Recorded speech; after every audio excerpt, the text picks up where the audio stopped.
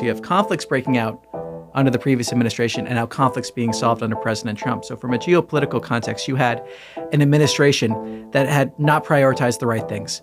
We've seen conflicts breaking out all over the world. We see a United States that's no longer respected. That's what we inherited. President Trump had addressed a lot of these problems in the first term that he had in office. And then you have Joe Biden coming in and really reversing a lot of that progress and doing a lot of damage from his policies that were on full display for the entire world to see. On top of that, what they pursued and what they pushed at the State Department, but this goes back many decades, is really empowering the bureaucracy, not empowering meritocracy.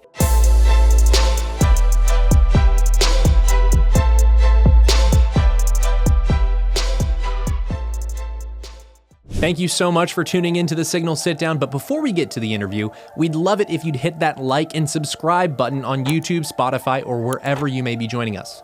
And please remember to give us a 5-star review because we love your feedback. Remember, it's your government, and together we'll expose how it really works and how to affect real change. Without further ado, here's the interview. Tommy Pigott, welcome to the Signal Sitdown. Thanks for having me on. Of course. So you are a deputy spokesperson at the State Department. Yes. Mm-hmm. There's a lot that we can talk about today, but 3 things that we're going to be discussing, and I think that's been the focus of the American people through this first 10 months now almost of this administration is the State Department restructuring, what the State Department is doing vis-a-vis student visas and other visas. And then finally, 8 conflicts now have been solved by this administration. Some of them more major than others still working on a solution actively. So we're going to talk about all that and more. But first, how did you get over to the State Department? What made you want to take a job when it seemed like a pretty thankless job, given what you guys inherited? Well, I mean, I think it was the fact of President Trump's leadership. I mean, coming from my background, I worked at the Republican National Committee, then had the honor of being part of the Trump campaign during the last cycle.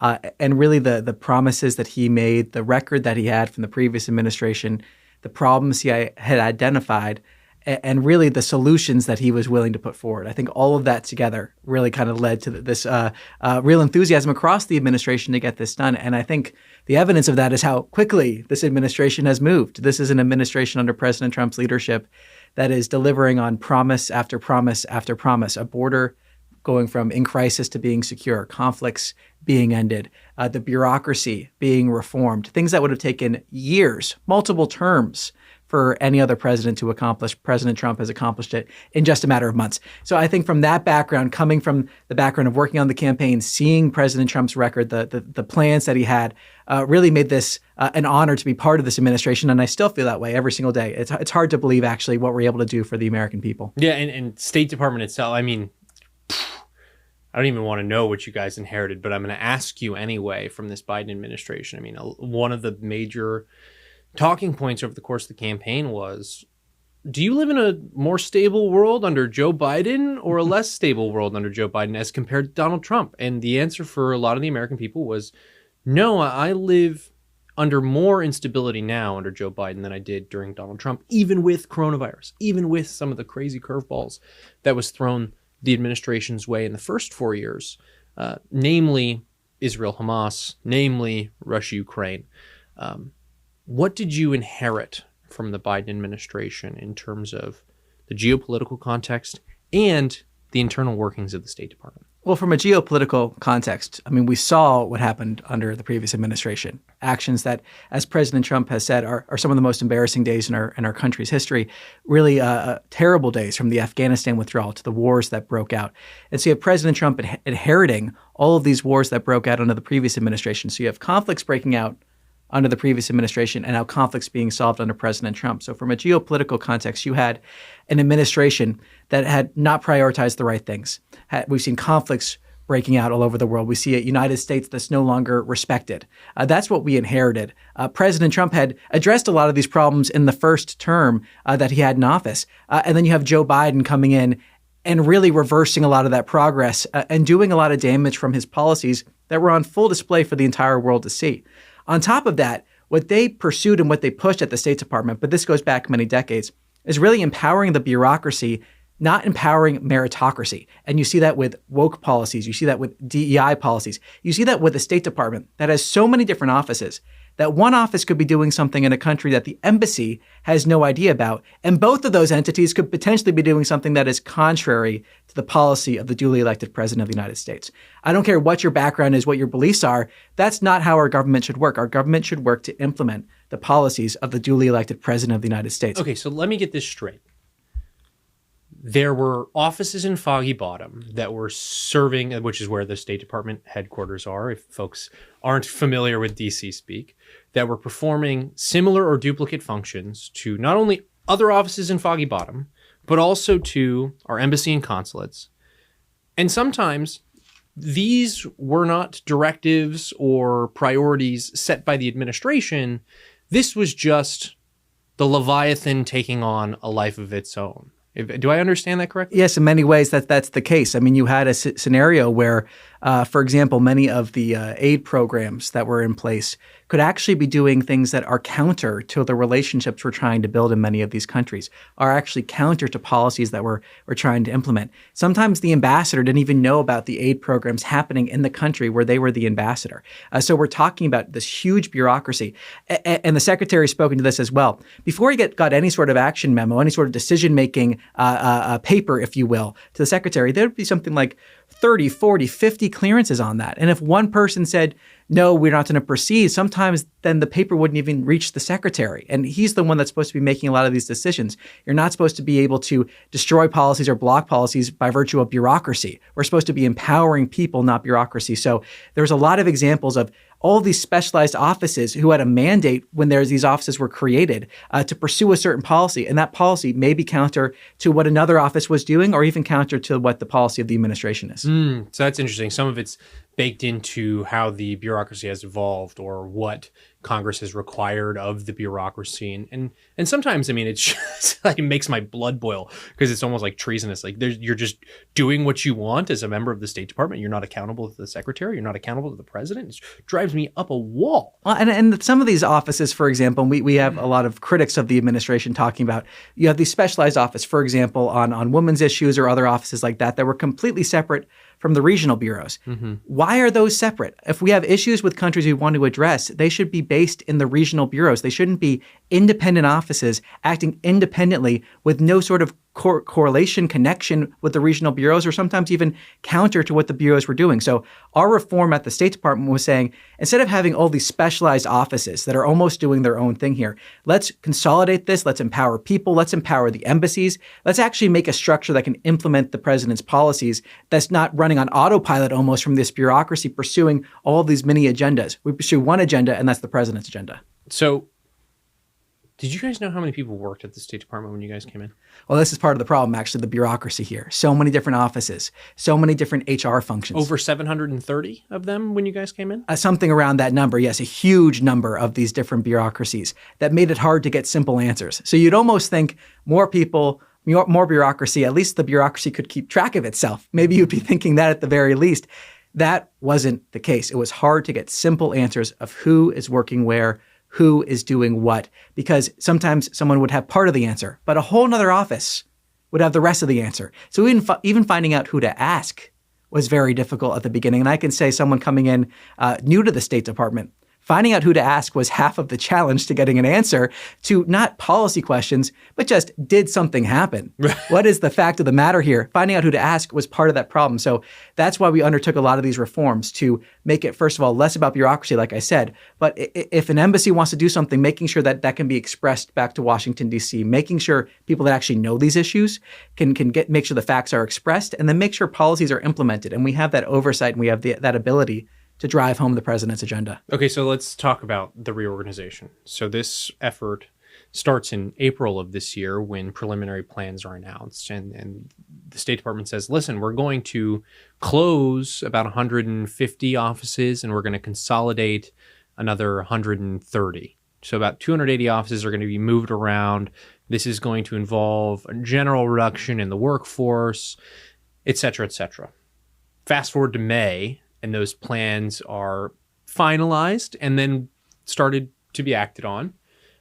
And you guys end up closing or consolidating over 300 offices. You increase the number of people that are going to be either pushed out of the State Department system by asking to retire or elimination through reductions in force and restructuring, etc. Tell us about this overhaul of the State Department. It seems like everything's been flipped on its head, where even though these offices have the same name, they have different responsibilities, they report to different departments now. It's a complete overhaul of the system. It really is. And I think part of what we're talking about here is, first of all, you laid out that timeline. One of the key important parts of this was the transparency that we did this with.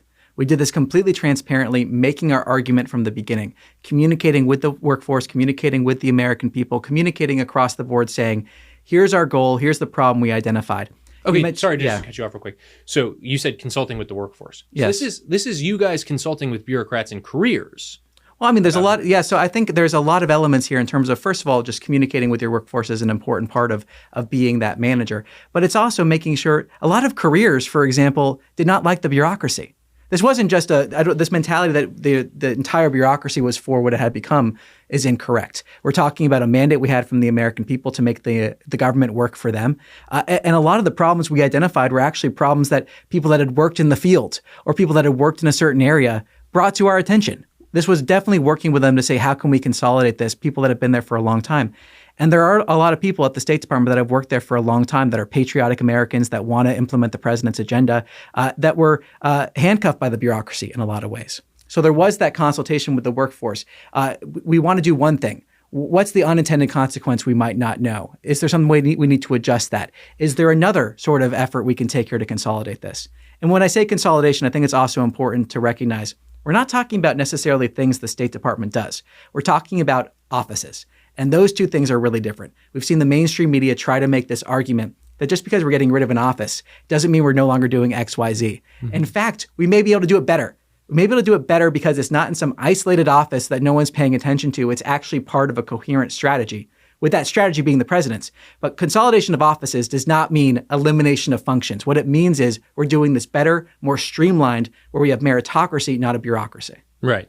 I mean, for our publication, right, if our video production team isn't working closely with our social media team, then what are you doing? Right? Yeah, no, exactly. Yeah. So, I mean, if it's a completely different office, I mean, there's so many different issues that we raise with these countries, things that we're working on. And one of the core pillars of our reform was that the regional bureaus, so the way the State Department is very complicated. It took me a long time to learn this, but right. Generally, everything's lettered. There's more acronyms than you could even It's its own language. As the military. Yeah. Exactly. So you have basically speaking, you have functional bureaus and you have regional bureaus. The functional bureaus focus on some sort of overarching function. Let's call it sanctions or counterterrorism or emerging threats was one of the new functional bureaus that we had in our reform. And those are the ones with the letters. Yeah, that everyone might have seen on the chart that was published by the Free Press and many other outlets. Yes, many letters. And then you have the regional bureaus, which are the world is divided into roughly, I believe, 6 or 7 regional bureaus, Western Hemisphere, Europe, et cetera. So part of this reform was empowering the regional bureaus because the regional bureaus and the embassies were the experts in these regions. So of course we kept some of the functional bureaus that we needed to, sanctions experts and things like that. But the idea was empowering the regional bureaus because the people that are part of those regional bureaus know the countries the best. We shouldn't have functional activities that are counter to what the regional experts think we should be doing in each country. That is counterintuitive. That's oftentimes actually counterproductive.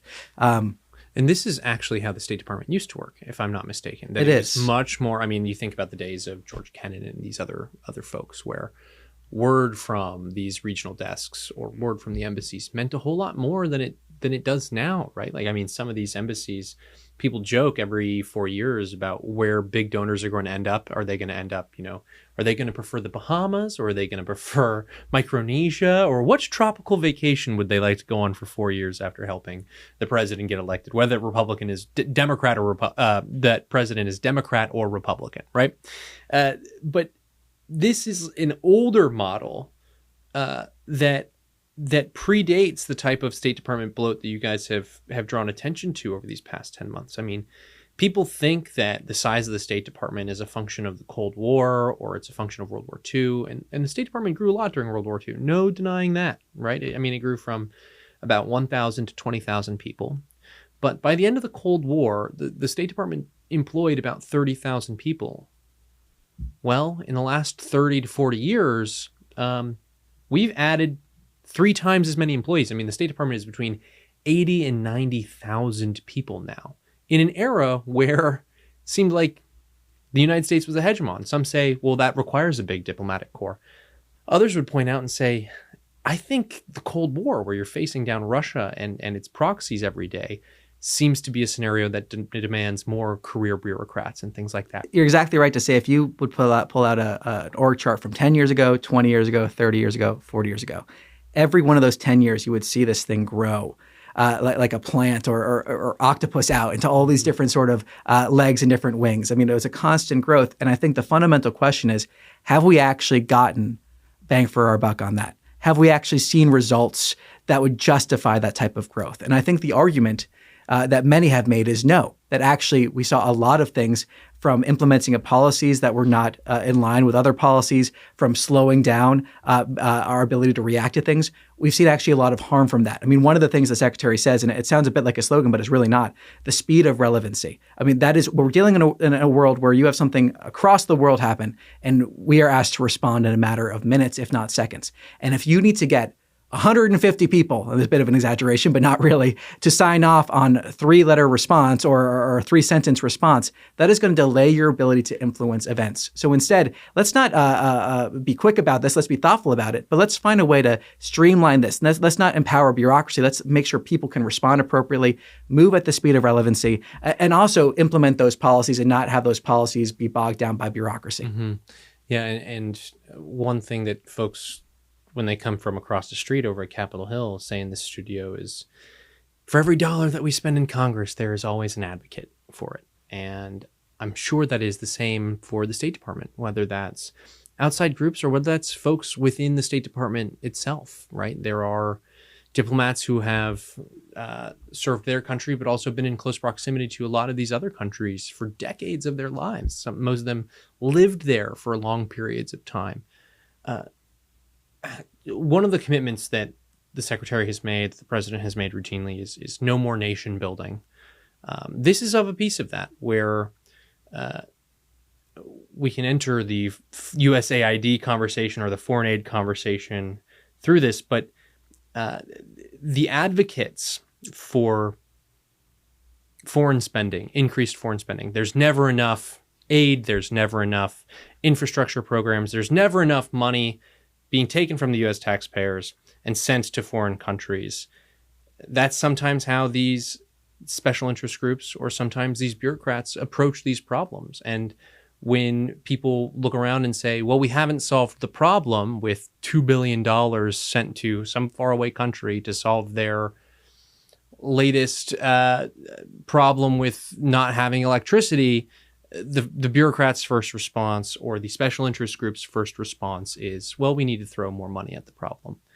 As a political appointee coming into this massive institution that you're trying to overhaul, I mean, how do you navigate those relationships with career staffs who might not be inclined to say, you know what, you're right, this program isn't meeting the challenges that we face. It isn't helping us advance the president's agenda. Well, it's part of that honest conversation. I think I'd reiterate here that there are many people that were careers in the State Department that saw a lot of the wasteful spending, saw the bureaucracy, and were some of the loudest advocates for changing that because they had been in that system for so long and seen how it wasn't working. I think the aid example you gave is another example of how we talked about consolidation doesn't mean we're doing less. Spending more does not mean we're solving these problems. With the aid example, sometimes that was a self-perpetuating cycle. The point of aid should be that we no longer need to send any aid, that we have built capacity up in these countries. It's not nation building. What it is saying working with governments to build a health infrastructure so we can cut off that aid. We're not spending more and more aid into the future forever. That should be successful aid. The successful aid is aid that stops.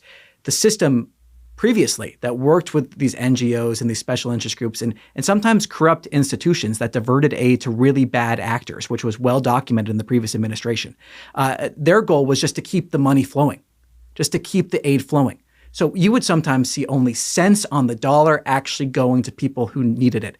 All of the rest would go to these different groups, different priorities.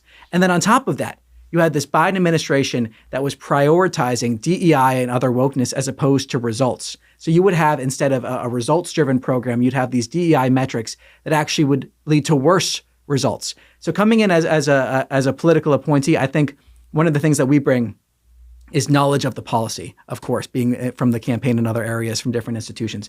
Knowledge of the policy. We bring in connections in terms of people that we know from the interagency that we've worked with. We also bring in a renewed energy. I think every single time a political appointee comes in, you see that renewed energy to accomplish this mission, whether it's over 4, 8 years, however long someone's going to stay. So you see that energy. But it also is about learning this bureaucracy. And sometimes there were elements where it was, like I mentioned, hard to figure out even what was going on the ground because you didn't even know who to ask.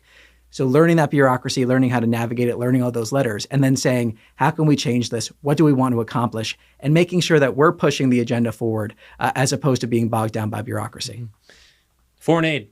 President Trump issues a executive order triggering a review of these grant programs, of foreign aid programs. Secretary Rubio acts on that with the speed of relevancy, let's say. Yes, indeed. I mean, it's true. Chomping at the bit to get that underway. Yeah, I mean, it really is. That sounds like a slogan, but it actually is a driving principle here. The other one that is really a fundamental test for us is, does it make America safer, stronger, and more prosperous? Mm-hmm. That, again, sounds like a slogan, but it really is the North Star of every single thing we do. It's the test that we apply constantly. Aid is a perfect example. Does it make America safer, stronger, or more prosperous? And for a lot of the aid, the answer was no. From the very minimal part of it being having very little oversight over how money was actually spent. I mentioned that all these people, all these offices, and very little oversight. Yeah, that's what's interesting about this, right? And that's part of why the reform was so important. How do you get effective oversight? How do you implement the president's policies? No oversight. And really, it goes from all the way to wasteful and bad decisions, maybe at best for how money was spent, a lot of ways, to purposeful diversion in some of these countries. Some of this money documented going to terrorist groups or other bad actors that were counter to our interests by going to these NGOs and other things. I think the question of how much money should we be giving to terrorists, the answer is zero. Yeah. Right? That should be the answer, That's the right? Easy case. So, I mean, and the problem was with this aid, we saw a lot of diversion that is very well documented in many of these countries. So we said enough of that. We also said that, like I mentioned before, the best aid is aid that ends. We should not be, as an example, we announced a new global health strategy where instead of working with NGOs, what would happen in a lot of countries is you'd have NGOs building a completely parallel health structure to the government and to the existing health structure. What that meant was that you could never pull that money away from those NGOs because there was nothing there that could substitute it. There was no capacity building of these governments. Right. Brilliant on the part of the NGOs. Yeah, so what that meant is the money had to keep flowing, right? Had to keep flowing. So we said, enough of that. Instead of doing that, let's work directly with governments. If governments want to work with certain NGOs they trust, great, that's their decision. But let's have oversight of that. Let's make agreements with them. Let's build that capacity so we can say this aid is not going to go forever. We're going to spend this aid to stop the spread of infectious diseases, right, that could come to America. We're going to have life-saving assistance, but we're going to work to build capacities, not a parallel capacity that in many ways, and the only word for it is corrupt in a lot of ways, that was lining the pockets of a lot of people. And instead we're saying, let's work with the governments. Let's have efficient oversight that the money reaches the people that need it. Let's build capacity so we can say in a couple years, 5, 10 years, whatever it happens to be, we can remove that aid. And what is there is a legacy of a healthcare system or whatever have you that can exist on its own. For every American taxpayer dollar that's devoted to these systems or these programs, what percentage gets to the end user? Right? Like, if you are supporting healthcare in Zimbabwe, is it 80 cents for every dollar? Is it 50 cents for every dollar? Do you have has the State Department been able to find that out? I mean, it depends a lot on the program, but I could say in some of these programs, the previous administration was very happy to get this to 15 cents on the dollar in terms of reaching the end user. 15 cents on the dollar. Okay, so if not less than that, I mean, there was many indications that it was even less than that. They were very happy with that 15% of the money spent going to the end user. And that was considered a very significant achievement of the previous administration. So if you ran a nonprofit that operated like that, you would probably be in jail. To say the least. This required a massive review of the grants. And I think a lot of these grants or these programs come to people's desks. They sign them and they don't bat an eye. They just think, oh, another $200 million. That's a drop in the bucket compared to what's going out the door in total for the U.S. government. But you guys went through systematically to review every single one of these Yes, things. systematically is exactly right. Yeah. In light of the president's policies. I mean, had there been an effort like that before? When was the last time there was review like that? Oh, this was certainly a historic effort. Nothing I'm tracking in terms of the scale and the effort that went into this.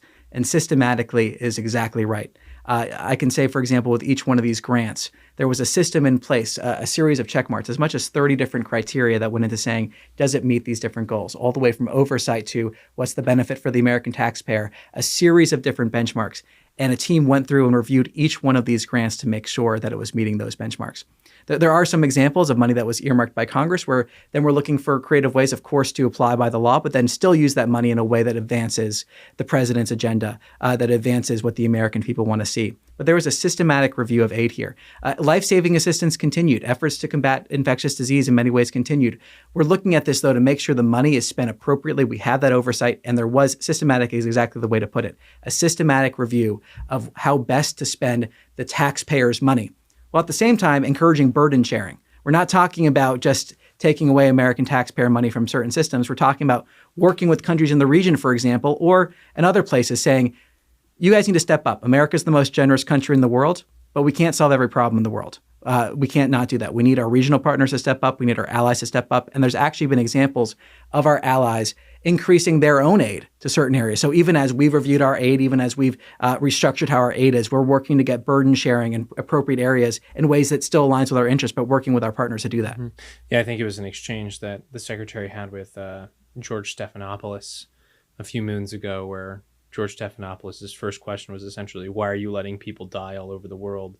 And then Secretary Rubio did not respond with a policy answer. He responded with a, you're a bad journalist answer. Do you ask Australian politicians? Do you ask Chinese politicians? Do you ask any politician other than the President of the United States and the Secretary of State on why they're letting people die because they don't send foreign aid? And George Stephanopoulos just looked like a deer in the headlights. Yeah, I mean, America is the most generous country in the history of the world, bar none. Mm-hmm. Bar none. Even half the time you hear of international organizations doing XYZ, most of their budget comes from the United States. And we're in the process of reviewing a lot of that as well, of course. But the American people is the most generous country in the history of the world. But the American government is not a charity. The American government needs to have that benchmark: safer, stronger, more prosperous. This is American taxpayer money. It is not a charity. There are a lot of great charities. There are a lot of great charities that are also doing a lot of great work, but the American government is not a charity. Yeah. And meanwhile, I mean, I remember the narratives, the weeping and gnashing of teeth from corporate media about what this would mean for the State Department, this reorganization and this review of federal aid. And one thing that they said over and over and over again is, you guys would not have the knowledge or capacity to do diplomacy properly. Meanwhile, 8 different conflicts have ended or have been given a ceasefire because of the diplomatic work of the Trump administration. This includes Cambodia and Thailand, India and Pakistan, Israel and Iran, Azerbaijan and Armenia. The list goes on and on and on. First, let's talk about, I think, India and Pakistan, because that was in May of this year. This has been a decades-long conflict, and it provides, I think the scenario provided a little bit of a preview on how the president goes about negotiating with foreign leaders and kind of set a standard for each one of these conflicts. And so this conflict in May was about the Kashmir region. This has been a long-standing problem between Pakistan and India. And the president announces on May 10th suddenly that there is a ceasefire in that conflict after days of an escalatory spiral and a lot of people getting really, really concerned. Yeah, I mean, that was a very scary moment, I think, for everyone. You've heard leaders from across the world talk about the stakes that were involved, especially when you're talking about 2 nuclear armed powers and the danger for miscommunication. This was really an effort where, first of all, the president applauded the leaders of both India and Pakistan with that ceasefire. I mean, talking about the courage it takes to step back instead of escalating, to step back and say we're going to instead approach the way of peace and have conversations, a ceasefire instead of escalating. That was one of the first things he did when announcing this ceasefire, if not even before that. but we saw members of this administration, from the vice president, the president, the secretary, across this administration, reaching out, having conversations at all times of the day to make sure that we're communicating with the partner, with the different countries here, and really trying to find a way to keep this from escalating. And that was the refrain we kept on repeating over and over again: is we want to see an end to the escalation. We want to stop the escalation. Let's take a step back. So I think it's an example of President Trump, again, being able to have these conversations, or at least be willing to be part of these conversations and say, let's not escalate. And when President Trump says it, leaders listen to him in a lot of ways, because he's not a typical politician. He knows the type of prosperity, the type of peace building that we can have when you have peace and prosperity instead of conflict. So it was an example of a whole administration being involved in this, and really courageous action, as the president said, from these leaders to take a step back from escalation. Well, and it was interesting to see India downplay the president's impact on the ceasefire. At the same time, they're trying to negotiate a trade deal. And Pakistan leaning in and saying, no, thank you, Mr. President. Your impact and your diplomacy was invaluable here. And I say that because the president had come out and said that he was using trade policy in order to stop the bloodshed. There's been a lot of people who've talked about the link between Trump's economic policy and Trump's diplomatic strategy, and that is the type of leverage you can create through trade policy and tariffs. And I think we see that on display here. Yeah, well, I think it's another example of President Trump where people are saying, you can't do that with the trade policy. You can't do that. And President Trump saying, well, actually, this is a policy that works. And undeniably, it works. Economic prosperity is important for everybody. I mean, that's what everybody wants to see fundamentally, is the ability to live in peace with their family, provide for their family, and have every year get a little better economically, have their children live a better life than they're living. That's what everybody in the entire world wants, pretty much. And so it's an example of President Trump, again, looking at this whole toolbox of tools that he has and saying, how can we look at this entire picture and bring about an end to conflict? I think as Americans, we can be proud that we have a president who is a peacemaker. I mean, the president talked about the United Nations at UNGA, how the United Nations was nowhere to be found when we're talking about these 8 conflicts. But President Trump was there. President Trump was there being that peacemaker. And we can be proud as that, and the most powerful nation in the world, you think of different leaders throughout history who have been the most powerful nation in the world, or the leaders of it, and how they've acted. And we have a president now who is a peacemaker. That is what he is. And I think we can be proud of that, and the results back it up. From the economic standpoint, I mean, the fact that he has completely reimagined what our trading system should be, I think is very important. It's something he's obviously been talking about for decades.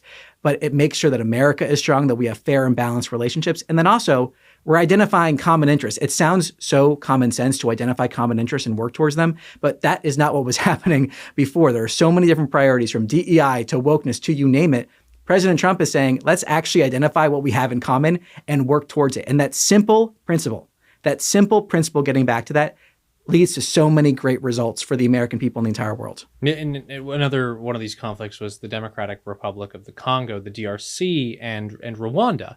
It brokers a ceasefire in that conflict. The White House was the mediator for these conversations, but these conversations started during the Biden administration, seemed to kind of peter out, and then just came back in a major way when the president took the oath of office in January of this year, and they got things wrapped up by June. Obviously, that is a bad neighborhood in the world. You had some disarmament, some withdrawing of troops, the ceasefire, etc. And I'm wondering, was the Biden White House letting a lot of these conflicts that we're talking about now, they're not the major conflicts of Israel versus Hamas or Russia and Ukraine, but these are major conflicts that displaced tens of thousands of people, that killed hundreds, right? These aren't like small ticky-tack things. And many people thought that they were intractable conflicts, that there was no solution that was possible. I think President Trump rejects that out of hand. He rejects the idea that peace is not possible. He thinks peace is always possible. So I don't want to speak for what was in the mind of some of the Biden administration necessarily, but it was clear that once you had our administration come in, President Trump's administration come in, a renewed energy at the very least, and also key people he put in these positions, senior advisors like Senior Advisor Boulos, who are able to go into these areas and have frank conversations, identify those common interests, and really work towards those agreements because they had credibility to do so. President Trump's credibility, his leadership backing that up. Yeah, and it's just remarkable to me that if you're the Biden administration and you're struggling to make headway with Israel and Hamas, you've got your own domestic political problems with that conflict. You're struggling to make any headway with Russia, Ukraine. You've got your own domestic political considerations with that foreign conflict as well.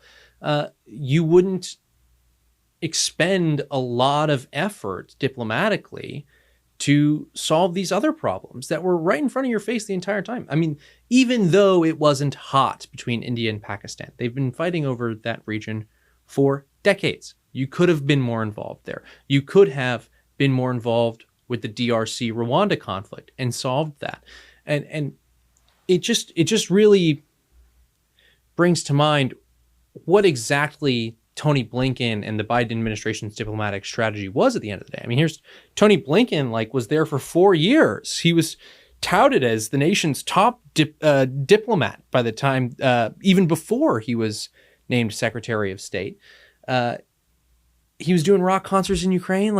I can't understand why the Biden administration wasn't wanting to put diplomatic wins on the board. Well, I think it almost goes back to how they view diplomatic wins in some ways, in the sense that you had a lot of people in the previous administration that were claiming that they were experts. The president, President Joe Biden included, in that always would say that if he had one expertise, it was foreign policy. Mm-hmm. I think they judged, though, that expertise as how well they knew the status quo, not how well they could solve those problems. Mm-hmm. I think that was a very different change in terms of this administration coming in. And you saw it in the first Trump administration as well. Who thought the Abraham Accords were possible?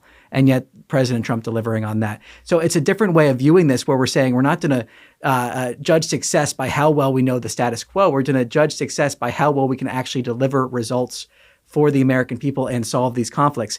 To your point about getting diplomatic wins on the board, Steve Witkoff mentioned this in a recent interview where he talked about how these peace deals are now infectious because you see these conflicts that have lasted for decades, hundreds of years, thousands of years sometimes even, being resolved.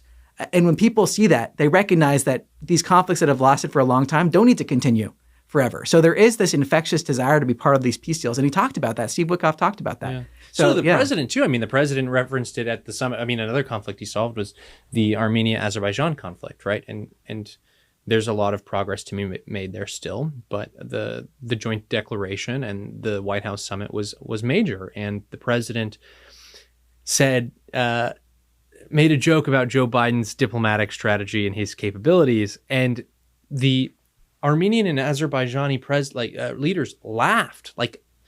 There in the White House on camera was laughing at the prospect, or at a joke that Trump made about the prospects of Joe Biden finding peace in any conflict. Well, and it's clear that just didn't happen. We went from an administration, the previous one, conflicts being created, to now conflicts being solved. It's another example also of what you're talking about earlier about the connection between economics and peace. These two things go together. You need to have security to have economics, but sometimes the prospect of economic prosperity can lead to security. So sometimes knowing that we can head in that direction is what leads these parties to say, let's stop this conflict. And you're exactly right in saying that President Trump has identified this as an important tool that we can use. That also benefits the American people, by the way. This is not just something that benefits these other parties.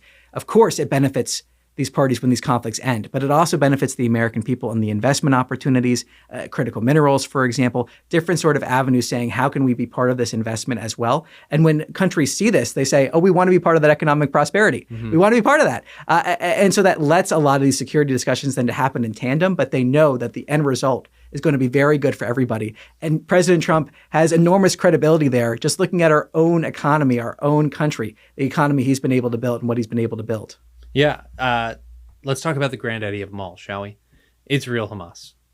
This is the one that I think potentially won Trump certain states in the last election, was solving this conflict. Michigan, from a very interesting constituency, was that Muslims who were voting against Joe Biden and his capability to solve the conflict. And here we have Trump brokering a ceasefire between Israel and Hamas, coming forward with a 20-point peace plan. This is going to be a long road to hoe. But first, tell us a little bit about how this deal came about. I think everybody remembers that moment where Marco was writing down a note furiously and passing it behind Pam Bondi's back to the president in a White House meeting. That was all on camera, which was awesome. So how the deal came about, where we are today. Well, ultimately, I mean, what we're seeing is a president that wanted this conflict to end and was able to bring the partners together necessary to get that done. I mean, think of the global coalition that President Trump has put together here. The truly global coalition, perhaps not a single country that has spoken against this peace plan, and the amount of countries that are involved in implementing it. That was essential here, and only President Trump could have gotten that done. Only President Trump could have brought in all these different countries together to solve this conflict. And that's why also there's a chance here at longer term peace and prosperity. No one is denying how hard this is or how complex this is. There, as Jared Kushner said recently, 10 things we're trying to do simultaneously in terms of implementing this peace plan. But there is a chance here for long-term peace and prosperity for the people of Gaza, Israel, the entire region, because the entire region, the entire world is behind this peace plan, really unprecedented. And think of the contrast here. You have President Trump building a global coalition of countries together while his critics in Congress are shutting down the government. I mean, what a contrast there between real leadership we are seeing in President Trump. So where we are today, as Jared Kushner, Steve Witkoff, and others have described, is implementing this peace plan, moving on those 10 different items simultaneously, trying to get that done, working with our partners that President Trump has brought together in order to see what this will look like. Of course, we saw those moving images of the hostages coming home, being reunited with their families. There's a focus, a priority on seeing the remains of the hostages being released. That's a huge priority of the administration. And which is also part of the 20 points, right? Is that there will be continued exchanges of hostage remains for prisoners held by Israel, Palestinian prisoners held by Israel, right? There is already conditions to meet that. So in order to have people released on one side, you need to release on the other side. Well, and we saw that, again, those images of these hostages being returned home, really moving images. I think even from a broader perspective, as the president has discussed, you saw people dancing in the streets, not just in Israel, but in other countries that you wouldn't think they'd be dancing in the streets about the same thing. But they were. They were. And that is the historic chance that President Trump has so often been talking about. He did it with the Abraham Accords. We're seeing him with this peace plan now, implementing this. Again, no one is downplaying how hard and complex this is going to be, but it is a huge priority. We're seeing already great moves forward in terms of getting countries involved, identifying how different countries can help, trying to see what this plan is going to look like and proceed to. But there's a real enthusiasm for getting this done because people know that President Trump, if anyone can deliver, it's President Trump. Yeah, the vice president is in Israel and was talking about dealing with challenges to long-term peace as they come up. Right? You can only predict so much in a 20-point peace plan. One of those items is Gaza being governed for a time as security is guaranteed, right, by an apolitical Palestinian body headed essentially by President Trump. Then you bring in the economic angle where there's going to be a Trump economic prosperity plan that's going to be formulated not only by U.S. economic experts, but regional experts there, allies and vested parties from around the world. This kind of gets back to the nation building point, right? It's that some have criticized the administration saying, okay, I understand what everybody's trying to do here. We'd rather have peace than war, that's for sure. How do we think about these provisions in light of failed nation building experiments in the past, right?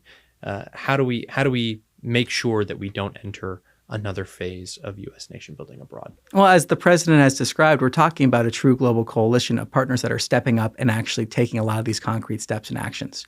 As the vice president discussed, we're not talking about U.S. boots on the ground. That's not what we're talking about. We're talking about a global coalition coming together in order to provide security, in order to fund a lot of these projects. And I keep on saying that global coalition because it is so unprecedented. I mean, we're talking about almost every country in the world being a part of this. And so what we're seeing here is a chance for peace, broader prosperity. And it's a completely different model from what you might have thought in the past. We're not talking about a model that has failed and been tried previously. We're talking about a new model, an unprecedented time where we're seeing all of these countries on the same page to move forward, and also all offering different capabilities. Each one of these countries maybe has a capability that they specialized in. Maybe that's a certain capability in terms of identifying, unfortunately, remains that are in Gaza. Maybe it's a specialty in terms of money that they can provide in terms of if they're a rather rich country. Each one of these countries has different things that they can provide, and they want to step up and be a part of this. So it's very different than what we've seen in the past. That's a critique from, let's say, the restraint-oriented right. There is also a critique on the, I don't even know if I want to call it the neocon wing of the right, which is in the 20-point plan, there is acknowledgement that a Palestinian state is the desire of the Palestinian people, but first those preconditions have to exist in order for it to exist in the first place. No surprise whatsoever, in my book at least. The Prime Minister of Israel, Benjamin Netanyahu, has said that they will not be supporting a Palestinian state. Of course, in the final phases of getting that ceasefire inked, I'm sure this was not a big help to the United States diplomatic team, but various European countries were going around saying that, I've declared a recognition of the state of Palestine. It's like, okay, where is that state? It's like, we don't know. As we look forward, what type of preconditions should folks at home be thinking about, what preconditions need to exist before you can have a serious conversation about long-term governance in Gaza and potentially, the long-term governance situation in the West Bank. Whether those will be united, we don't know yet. Again, much up in the air. I think that's part of the conversation here, part of the point. And we've heard Jared Kushner, for example, speak to this and saying, our focus now is making it livable, making Gaza livable. Let's be practical. Let's be realistic. Let's focus on the progress we can make today on the ground. Let's focus on that. There have been debates for a very long time on different words and meanings and other things, sort of theoretical exercises. That's not where our focus is currently. Our focus is on making it livable, making sure that we have peace, making sure we have a ceasefire that lasts, that aid is reaching those that need it, that we have the development of some of those points that you've outlined. Now we're making progress on those. So that is the point here. Our focus is on making Gaza livable, on making Gaza focus on realistic day-by-day sort of steps we can take, and not letting these theoretical discussions get in the way of the progress we can make. Make sure that the life expectancy is like north of 50 would be a good start. Yeah, I mean, and we're talking about, we were very clear at the time when there were those recognitions that were coming from many of our partners in Europe. The Secretary is very clear in terms of how we viewed those recognitions. What we're focused on now is implementing this peace plan. Mm-hmm. And it's very concrete steps, those 10 things all at once that we're working towards and pushing, that we can make progress on. That was the focus, as Jared Kushner and Steve Witkoff have described. Of course, the challenging and elusive one has been peace in Russia and Ukraine. The president said he had a very productive phone call recently, such a productive phone call that there's no need to meet in Budapest in the coming days or weeks. Where do things stand with the Russian-Ukraine conflict? What challenges does this administration see in getting something done? Well, there's a lot of back and forth in those diplomatic conversations that I don't want to detail here or detail through the media. But what I can say on this is that we have been... We understand secrecy and dispatch. We understand the executive branch of the Daily Signal. We have been... the president has been very clear from the beginning what his goal is, and it has never changed, and that is to end this conflict. It is a war that he inherited, a war that would have never broken out if he was president of the United States. And I think the evidence in history bears that out and proves him right. His goal has never changed, to end the conflict. As he recently said, that people can drop their weapons and go home, can go home and be with their families, live prosperous lives. That is the motivation here. That's what we want to see. Of course, we've seen steps, and only the president could have done something like this to bring the parties together, to have conversations with both sides of this conflict, entering into certain agreements with Ukraine, for example, regarding critical minerals and otherwise. Only the president could have done that. So we've seen steps towards reaching that ceasefire and then a long and enduring peace. But our fundamental goal here has never changed. We want to see an end to the conflict, and not an end to a conflict for 10 days, 20 days, 30 days, an end to the conflict that lasts. That is a long and enduring peace. Final thoughts from you, Tommy. I'm going to ask you about the student visas. This has been an attack on the left's sacred cow, which is an infinite supply of foreign students and foreign workers coming into the country and basically doing whatever they want to destroy the country, it seems like, all while being given the stamp of the approval of the United States government. There are, I think, 2 or 3 different ways that we could approach this issue. The first is these F and J class visas for Chinese educators and Chinese students. That's a separate issue. And then, of course, we have the issue of various different nationalities and national groups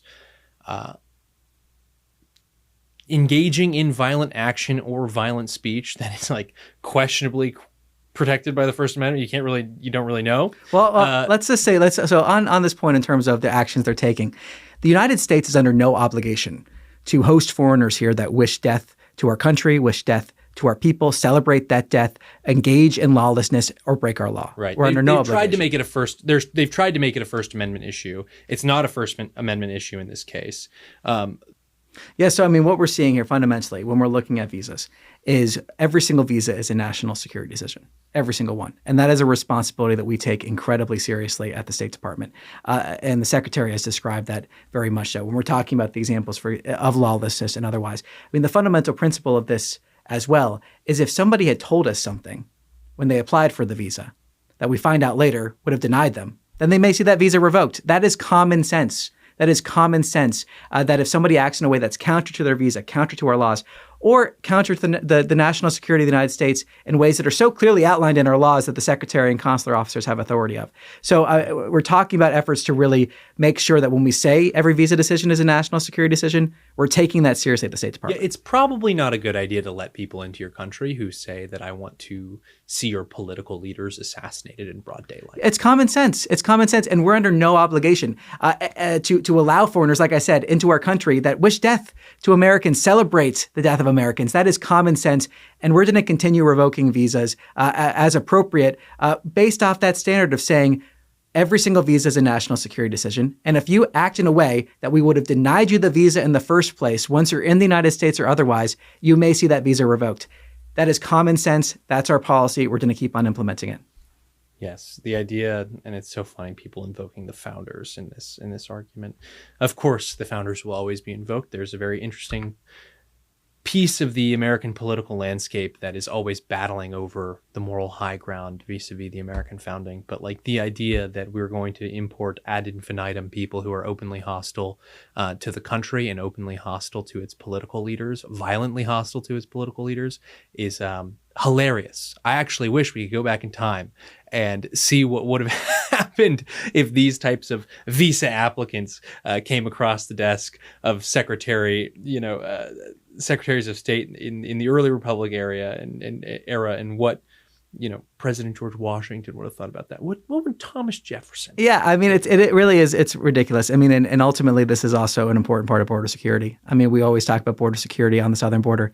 This is part of it too, and it's just it's common sense. It is a common sense approach that is based in the law, based in the authorities that the Secretary of State has, the State Department has, the administration has. It's what should have been the policy. It is what is the policy, and we're going to keep on making sure that every visa decision is approached from that angle of, is this a decision that is in the national security interest of the United States? Tommy Pigott, thank you for coming on the Signal Sitdown. Thanks for having me on.